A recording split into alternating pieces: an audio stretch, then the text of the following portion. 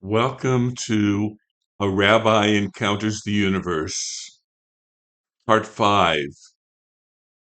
The title of this talk is A Rabbi Encounters God, Definitions. Over the next few talks, I'm going to talk about God, definitions and proofs, and arguments in favor of God before I finally settle on my own beliefs about God. Today, I want to begin with some basic definitions, and I think the most important to get us started is the word theism. The great religions of the West, Judaism, my own religion, Christianity, Islam, are all theistic religions, as opposed to the religions of the East like Buddhism, Hinduism, Taoism, Confucianism. Theism is the classical religion of the West that sees one God who created the world, who has ultimate power, who acts in history, who answered prayers, who performs miracles.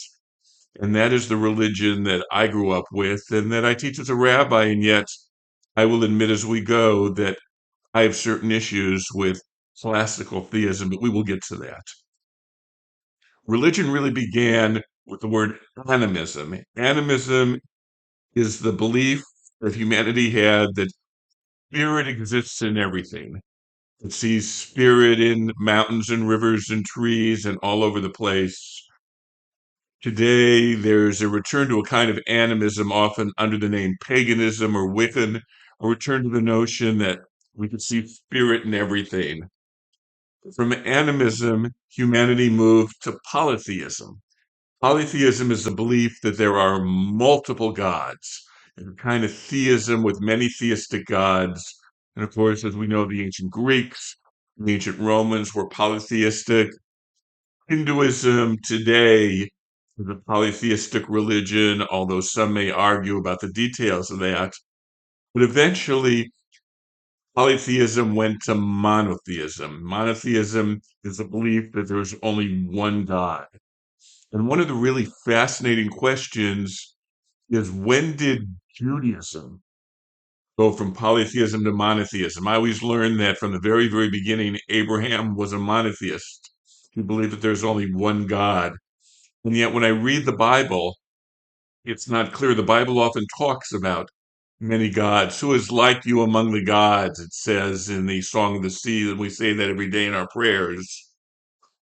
The Bible seems to say that the people of Israel ought to worship only one God, the God who goes by the unpronounceable name Yud He Vav He. Sometimes that particular approach to religion is called henotheism, the belief that there may be more gods. We ought to only worship one particular God. The first place that really says we are to be monotheistic, clearly monotheistic, is in 2nd Isaiah, the latter part of the book of Isaiah, Isaiah 44:6, where God is quoted as saying, I am first, I am the last, and there is no God but me.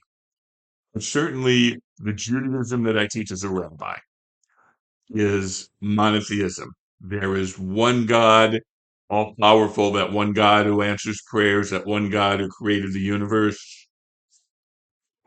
From theism, during the Enlightenment, deism, or some pronounce it deism, evolved. And that's the idea that, yes, there is a God and God created the universe.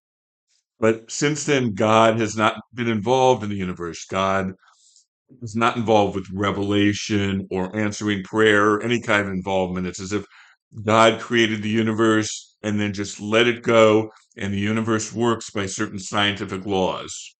Voltaire, the author of Candide, was a deist, as was Thomas Jefferson, who rewrote his own Bible, taking out anywhere where God intervenes in the universe after the first acts of creation. And the advantage of deism is it allows us to believe in God and still study science, the scientific laws, because God does not intervene with those scientific laws. So it was very appealing to the Enlightenment when science became a key issue. But of course, deism very quickly might lead to atheism. Atheism is the belief that God does not exist. Put an A before a word, atheism. There is no theism, there is no God. And perhaps it's useful to compare that with agnosticism, which says maybe there is, maybe there isn't a God, we can't know it. Gnostic means knowledge. Agnostic or agnostic means we have no knowledge. And many people today get confused. They mix up the words atheism and agnosticism. Maybe I'm an atheist and an agnostic. They're two different things. An atheist is someone who says there is no God. An agnostic is somebody who says, I have no way of knowing if there is a God. Maybe there is, maybe there is not. Some more vocabulary words that will become important. Pantheism. Pantheism, everything is God. The word pan means everything. It's the equivalent of saying that God equals nature. God is the equivalent of nature. And one of the greatest philosophers in history, Baruch Spinoza, who later changed his name after he was thrown out of the Jewish community to Benedict Spinoza, was a pantheist. He said that God equals nature and nature equals God.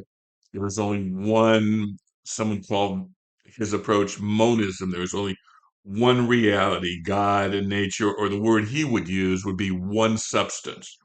God equals nature and nature equals God. And similar to pantheism is the word panentheism. Panentheism is the belief that God is both beyond and within nature. God existed before nature, and God flowed into nature, and God is in nature. We will return to that idea in a later lecture, but let me just say that Kabbalah, the Jewish mystical tradition, is panentheistic. God existed, Ein Sof. God flowed into nature through the various sefirot. God is in everything. So we have pantheism, God equals nature. Panentheism, God is beyond nature and also within nature. I also want to mention the word theism, which says that we should not be using philosophy or science at all to talk about God. You approach God through faith and through faith only. There are no arguments for the existence of God. One of the great philosophers, Soren Kierkegaard, who we will return to shortly, was a theist. He said the only way to approach God is through a leap of faith. But with all those definitions, the great religions of the West, Judaism, Christianity, and Islam, are monotheistic. They're religions that believe in theism, but monotheism. There is one God. And some more definitions. First of all, that God is omniscient. Omniscient, omniscience. God knows everything.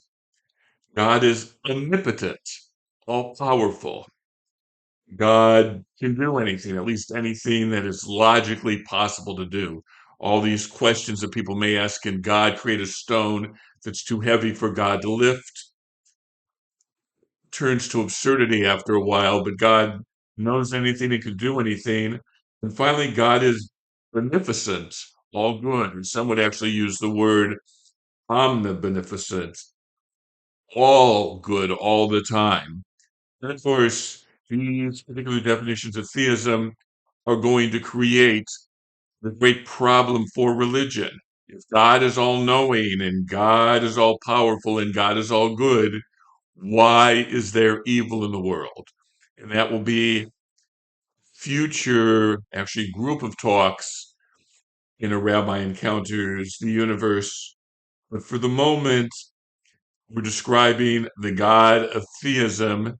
In our next talk, we're going to look at three classical proofs used by philosophers over the years to try to prove the existence of God, and three reasons why those proofs go wrong. I hope you'll join me for the next talk on the series, A Rabbi Encounters the Universe.